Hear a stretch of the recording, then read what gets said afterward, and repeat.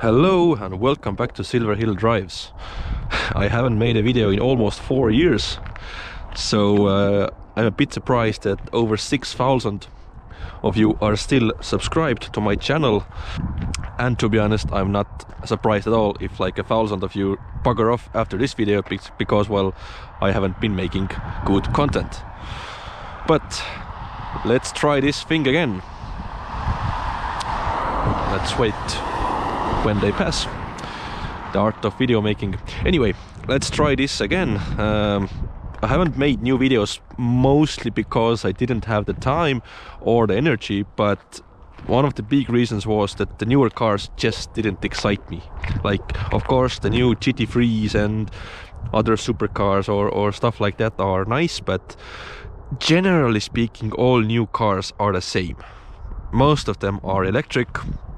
They use the same technology. It's broadly the same. When I got this car, I thought, why not? Let's try this video making thing once more and see how it goes. If you guys like this video a lot, then probably I will do some more. But as you can tell, we are in the winter time in Estonia. It's roughly -1 degrees, but it's absolutely gorgeous out here. So it's a bit frosty, sun is out, so nice time to make a video about a car.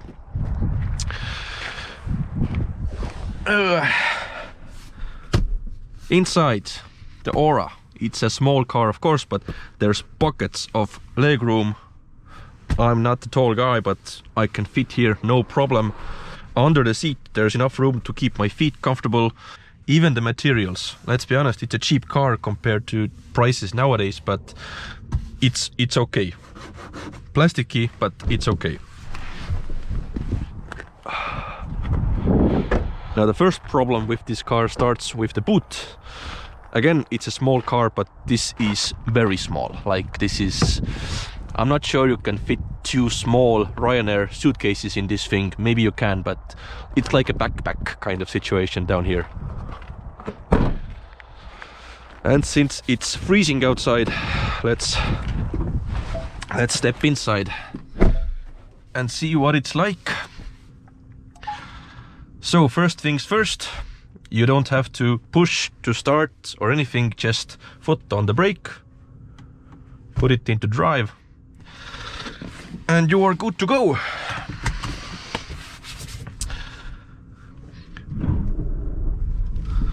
Some of my older viewers who have actually watched my videos can tell I like this road very much. I have launched a Taycan Turbo here, I have launched a Focus RS here. I've come here a lot because I like this type of roads.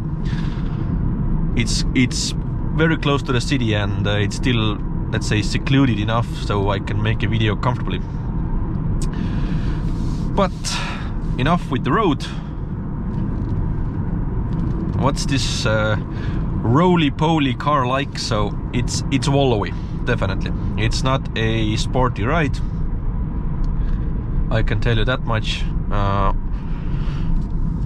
And it's not a particularly fast car. So I think the papers say it's 8.3.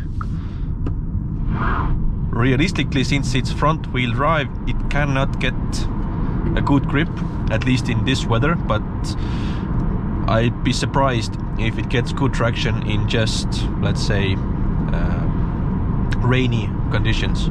But in the winter time right now, with winter tires, non-studded, it's really struggling to find some grip.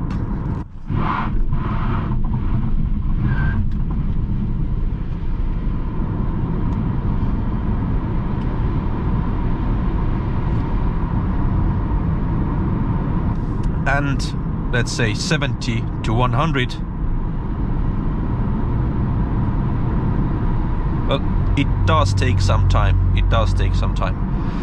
But again, this is not a fast car. It shouldn't be a fast car. It should be a small little city runabout.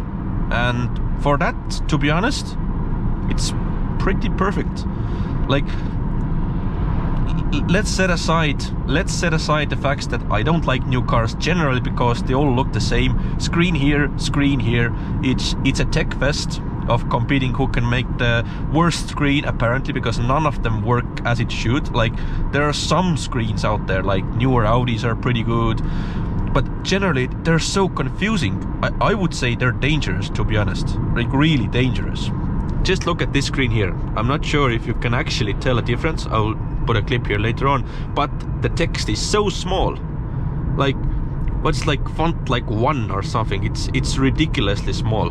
Keeping that aside, I generally like this car because as it is right now, I think it's under 40,000 euros. The cheaper one is under 30,000 euros.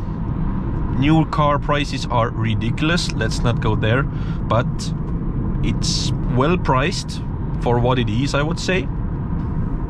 This is a thing to consider. As a new car, it's considered, let's say, cheap, because you can't get anything, let's say, under 25,000 euros nowadays. The materials aren't bad. Leather steering wheel, well, at least it looks like leather. It feels like something else, but it looks like leather.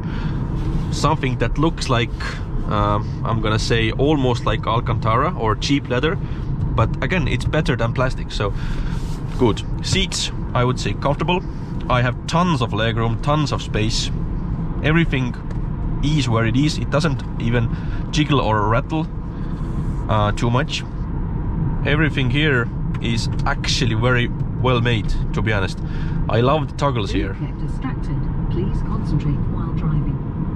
So there's a camera here that looks at me all the time, and if my eyes aren't looking at the road, or previously when I made the video just driving here, the sun was in my eye and I got a very alarming sound from the car and basically told me it's gonna take over driving, etc. Like electric assist enabled or something like that.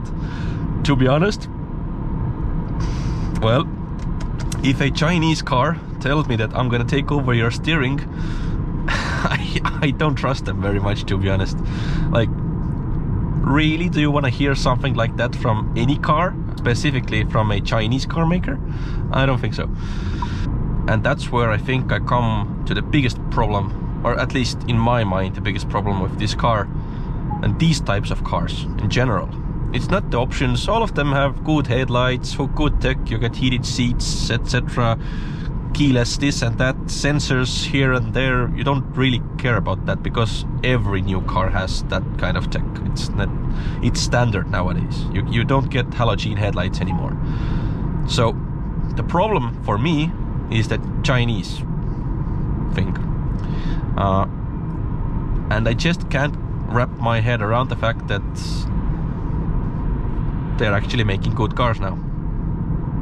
And they're gonna be all over Europe very soon. They are already in the, let's say, main part of Europe. In Estonia, it's I think a bit of a hit and miss. People don't trust Chinese cars that much, but they are really taking over. And I think it's more like Korean cars were back then, like Hyundai, Kia, etc. People were saying, "Wait, I don't want a car from Korea. I'm gonna go with Japan, with Honda and Toyota and other well-known manufacturers that make cars that just don't break." Now with Chinese, this is a start, and what a start it is. Like, to be honest, these are good cars. I drove a, what was it, the BYD Sea Lion something thingy, I can't really remember, the sedan version of the BYD, and that was a really impressive car. But again, I came to a resolution that I wouldn't buy one because it's Chinese and I just don't trust it. Will it break? If it breaks, what happens? Like, are the dealer networks as good as I hope it would be? What's the resale price? Because let's be honest, EVs depreciate like a stone. Chinese ones are like a big stone, I would say, because nobody really knows what to think of them right now, and so they depreciate. So that's my problem. I wouldn't buy one because it's uncertain. I'm gonna let's say revisit this idea in a couple of years, I think. The idea that would I actually buy a Chinese car for my own? Right now I would say no. But it's a damn good car for what it is, to be honest. If this had a Toyota badge on it, a fully electric city EV for, let's say, maybe 35,000 euros. And the range, okay, we haven't talked about the range, but the range isn't actually that bad. It's cold outside, so you have to keep that in mind. It's about, what, I would say maybe 70% right now, 70% charge, and it's showing me I have 130 kilometers of range. Is that enough or not? So full tank would be presumably something like 200 kilometers, but it seems like realistic range. It's not lying to me like Tesla does.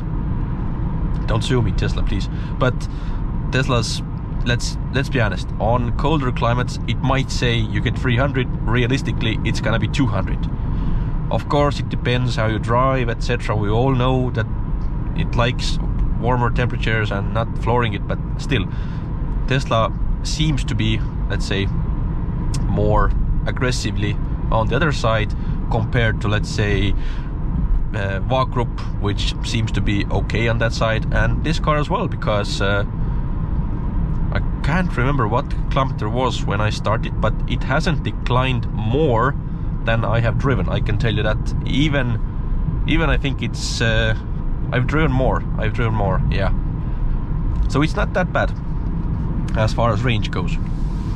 But then again, would I actually buy a car that has a winter range of 200 kilometers?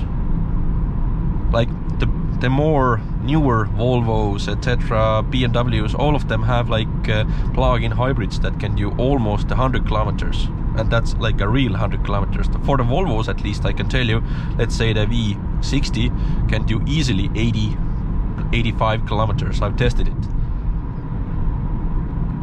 And for that car, let's say you get a model that's 2 years old. It's 2 years old, done, I don't know, maybe 50, 70,000 kilometers. It's still under warranty, mostly. It's still a very good car. Emergency steering function activated. What is that? What is that? I don't like it. So would you buy a 2-year-old Volvo which does, let's say, 80 kilometers on electricity? You know that car will hold its value. You know it's a good car. It's bigger. Of course, it's priced more at the beginning, but if you let it depreciate a little bit, it's very close to 40,000, 35,000 euros, and you can get a very good car that still uses electricity. You still get a tax break, but you don't get the headache of the fact that if this car runs out of EV, I am stranded. If the Volvo or whatever plug-in hybrid runs out, I have the petrol engine or the diesel engine, whatever. Depends on the car. So this day and age, I like driving silently, although actually the road noise isn't very good for this type of car. But again, it's a small car, so it's fine. But I wouldn't buy an EV because the range just isn't good enough. Even for a city car, I would like to see in the winter time 300 kilometers. In the winter time 300 kilometers until and then I can tell you, yeah, it's fine. It's fine. Because then in the summertime it's gonna be 400. Right now, presumably it's 300 in the summertime. But some of us do live in the, let's say, colder climates. And it's not even that cold outside, so it's -1 or 0 right now. What it will do if it's -10, -20 outside. And trust me, these are temperatures that will come most likely at least once in the winter time. Generally speaking, -5 or -10 is normal in this type of world. So it's gonna be less than that, isn't it? It's gonna be 150 kilometers of range. And that just isn't enough for me. I'm sorry.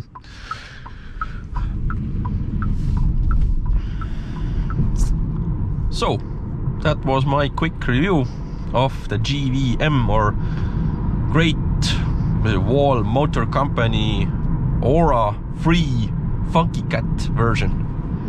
What a stupid name, by the way.